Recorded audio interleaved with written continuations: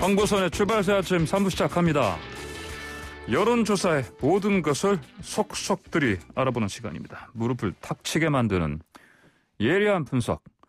자, 배추도사 인사이트K 배종찬 연구소장, 오늘도 역시 코로나 때문에 전화로 만나봅니다. 안녕하십니까? 안녕하십니까. 눈을 맞아 눈탱이 밤탱이가 된 배추도사 배종찬입니다.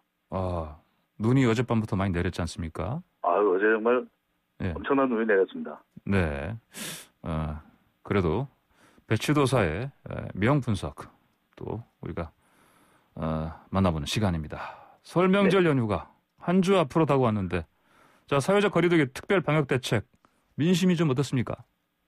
우리 국민들 힘들지만 협조하겠다라는 의견으로 나타났습니다. 보건복지부가 사회적 거리두기 국민 인식 조사를 2일날 발표를 했는데요. 조사는 지난달 27일, 28일 실시된 조사입니다. 자세한 사항은 보건복지부 홈페이지에서 확인 가능한데요.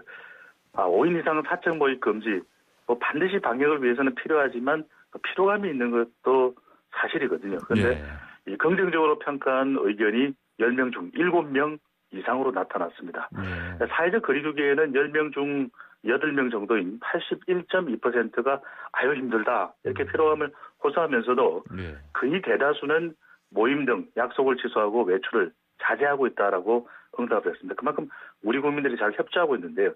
사회적 거리두기 정책이 모든 국민에게 공정했냐, 이 질문에 대해서는 절반에 조금 미치지 못했습니다. 49.3%만이 사회적 거리두기 정책이 공정하다고 답변을 해서 그만큼 중소상공인, 자영업을 하시는 분들에게는 특히 상당히 또 어려움이 있는 것으로 보입니다. 예.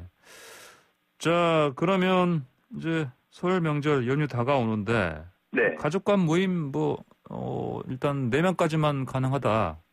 네. 그렇지 않습니까? 근데 이제 이 관련해서는 어떤 의견들 나옵니까? 이게 아쉬움이 있는 것 같아요. 그러니까 명절날 되면은 황보선 앵커께서도 아시겠지만 저 멀리 서울에 큰아들도 내려오고 아이고 왔어 반갑다. 또 부산에 둘째 딸도 오면 아주 서로 만나서 이렇게 1년에 한 2번 만나는 거 아니겠습니까? 그런데 이 연초 또 특별 방역 대책이 연장돼 있는 상태이고 사회적 거리두기도 강화돼 있는 상태이기 때문에 상당히 아쉬움이 큰데 조사 결과에서도 그런 의견이 묻어났습니다. 5인 이상 집합 금지에도 불구하고 가족 만남만큼은 허용해야 한다가 56.1%로 절반을 넘겼습니다. 그렇지 않다는 41%인데 설 명절 연휴 가족 만남은 사회적 거리두기가 유연하게 좀 적용되면 좋겠다라고 하는 여론도 담겨 있는데요. 또 지금 확진자가 늘고 있는 상황이라서 허용이 될지는 불투명해 보입니다. 예, 그러니까요. 근데 혹시 그 명절 연휴 모임 관련해서 남녀별로는 혹시 나온 게 없어요? 이게 그래서 그것 때문에 물어보시지 않겠습니다. 그래서 조사들을 보면은 그 부분에 읽을 수 있는데 제 배추도사가 드러내놓고 말이죠. 여성들의 경우에는 사실 이게 명절 피로감이 상당히 크거든요. 그러다 보니까 오히려 이 반길 수도 있지 않느냐 이럴 수도 있는데 약간 그런 결과가 있기는 합니다. 그런데 그걸 단정적으로 여성들은 명절 싫어해. 고부간 갈등도 있잖아. 이렇게 해석하기는 힘들 수도 있지만 약간의 그런 가능성은 조사 결과에도 포함되어 있습니다. 예, 그렇군요. 자, 정치권은 이제 법관 탄핵, 여야 공방 치열합니다. 오늘 당장 161명이 저번에 그 발의 참여했으니까 이거 의결 정족수 넘기기 때문에 오늘 통과되지 않겠습니까? 이거 관련해서 여론은 어떻습니까? 있습니다. 여론조사 결과가 있는데요. 사법농단 법관 탄핵에 대해서 우리 국민들의 여론은 어떨까요? 여당 중심으로 해서 지금 탄핵 소추안 가결 가능성이 상당히 높아 보이는데 리얼미터가 오마이뉴스의 의뢰를 받아서 2일날 실시한 조사입니다. 자세한 사항은 조사기관의 홈페이지에서 확인 가능한데 국회의원 161명이 이 판사의 탄핵 소추안을 발의했는데 찬성하는지 반대하는지 물어봤는데요. 찬성한다는 의견이 절반을 넘지는 못했습니다. 44.3%, 반대가 45.4%로 거의 비슷합니다. 팽팽한 결과로 나타났는데요. 무엇보다도 이게 찬반이 극명하게 나누어지는 이유는 정치 성향에 따라 의견이 확연히 엇갈렸습니다. 더불어민주당 지지층은 또 진보층은 입법관 탄핵에 대해서 찬성, 또 국민의힘과 보수층에서는 반대 이렇게 높게 나타났는데 중도층에서는 다소 부정적 의견 반대가 높은 편이었습니다. 그러니만큼 좀 더불어민주당이 하는 것에 대해서 이해는 하면서도 법안 탄핵에 명분이 있는데 좀 야당과도 소통할 필요가 있지 않겠냐 이런 지적도 조사 결과에는 담겨 있는 것으로 보입니다. 아 그렇군요. 저 주식시장 얘기도 좀 해야겠습니다. 네. 뭐 이게 이제 주식이란 게 원래 싼 값에 사서 비싼 값에 파는 게 기본 아니겠습니까? 네. 근데 이제 그러니까 당연히 매수를 먼저 하고 매도 나중에 하는 건데 매도를 먼저 하고 매수 나중에 하는 거. 네. 공매도 아닙니까? 공매도. 이게 그렇습니다. 이 공매도를 이게 뭐 지금 또 금융위원회에서 보니까 또 5월로 또 그 금지 푸는 거 연기한다 그렇게 얘기를 했는데 이 공매도 네. 관련해서는 여론이 좀 어떻습니까? 그렇습니다. 이게 주식시장에 우리 국민들이 이렇게 뜨겁게 관심이 모아졌던 때가 있었을까요?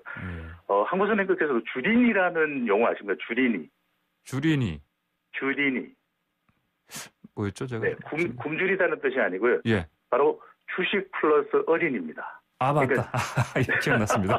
주식 플러스 어린이. 예, 주식시장에 진출한 그만큼 예. 이 주식에 대해서 잘 모른다, 초보자다라고 하는 의미의 네네. 초보 운전과 같은 주린이입니다. 그만큼 또 주식시장에 관심이 많다 보니까 예. 공매도라는 것이 어려운 용어임에도 불구하고 이 공매도 재개하는 것에 대해서 지금 원래 예정대로라면 3월 16일 다음 달입니다. 예. 재개가 돼야 되는데 개미 투자자들 반발하고 있습니다.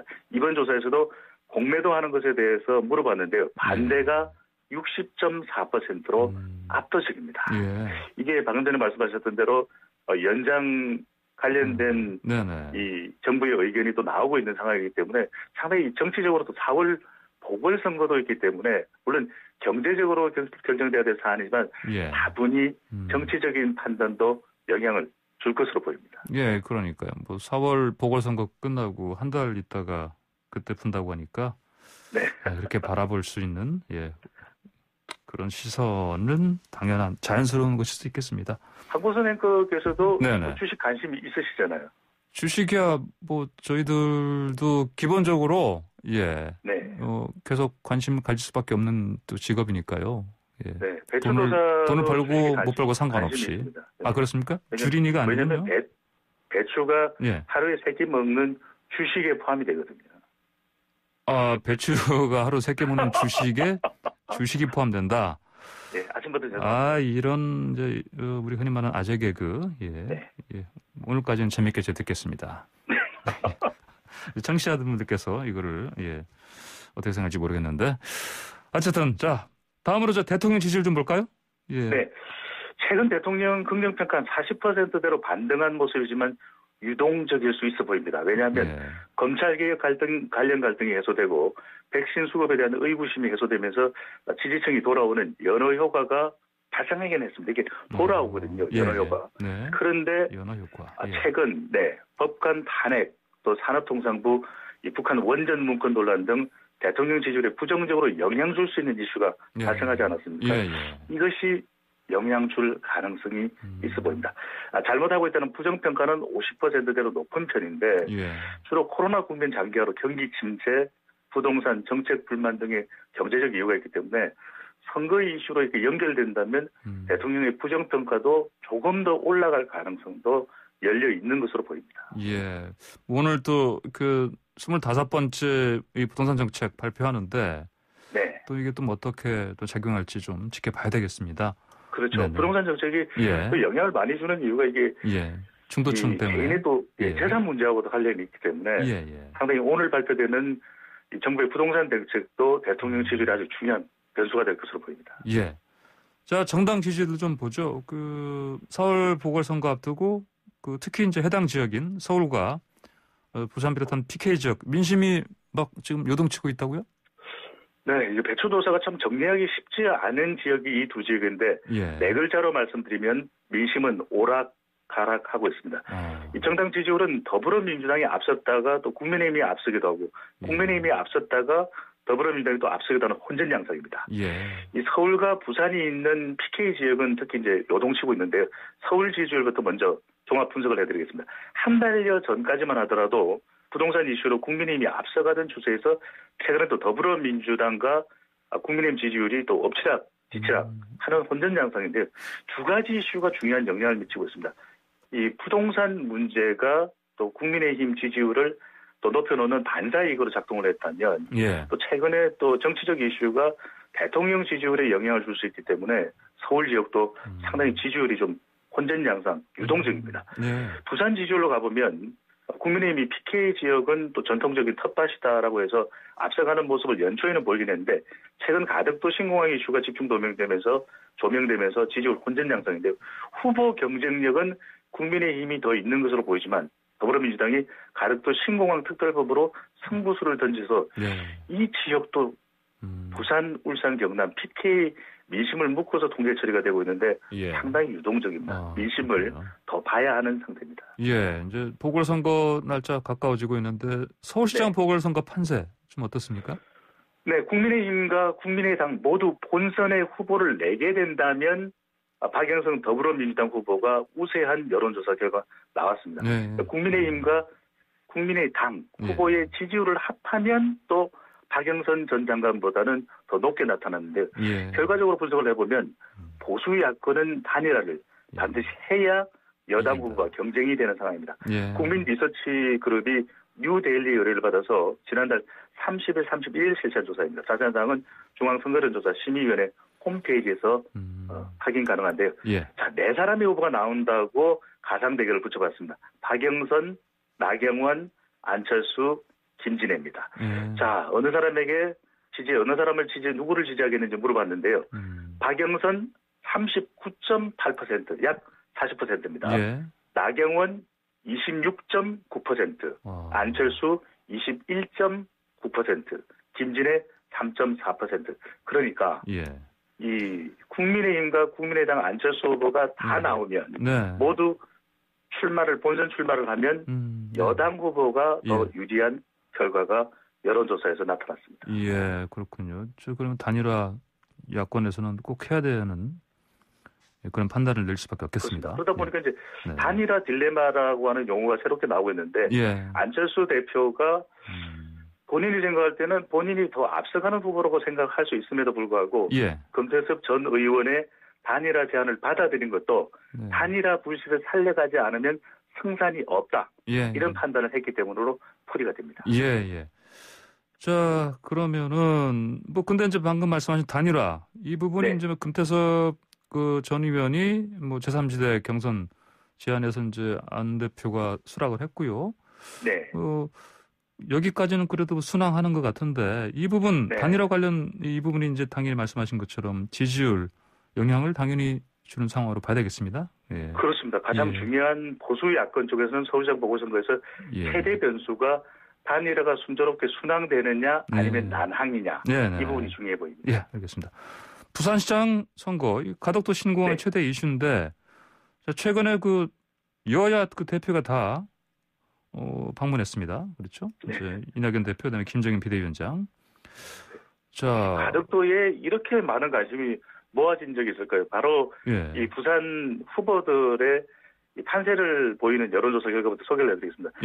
리얼미터가 YTN 또 부산일보 의뢰를 받아서 지난달 31일 이달 1일 실시한 조사입니다. 자세한 사항은 중앙선거여론조사 심의위원회 홈페이지에서 확인 가능한데요. 부산시장 후보로 누구를 지지하십니까? 물어봤는데 박형준 국민의힘 후보 28%, 김영춘 더불어민주당 후보 15.3%, 박형준 국민의힘 후보가 약 한 13%포인트 가량 영춘 후보보다는 더 앞서는 결과이고 이현주 후보 11.2%로 나타났습니다. 그리고 김영춘 더불어민주당 후보와 박형준 국민의힘 후보 가상 대결을 붙여봤는데 이 박형준 국민의힘 후보 42.5%, 김영춘 더불어민주당 후보 28%로 물론 지금 본선 진출 후보가 결정된 것은 아닙니다. 가상 대결을 붙여봤는데 후보만 놓고 보면 현재로서는 국민의힘 후보가 더 경쟁력이 있는 여론조사 결과로 나타나고 있습니다. 알겠습니다. 자, 오늘 말씀 여기까지 듣겠습니다. 잘 들었습니다. 감사합니다. 고맙습니다. 네, 지금까지 인사이트 K 배종찬 연구소장이었습니다.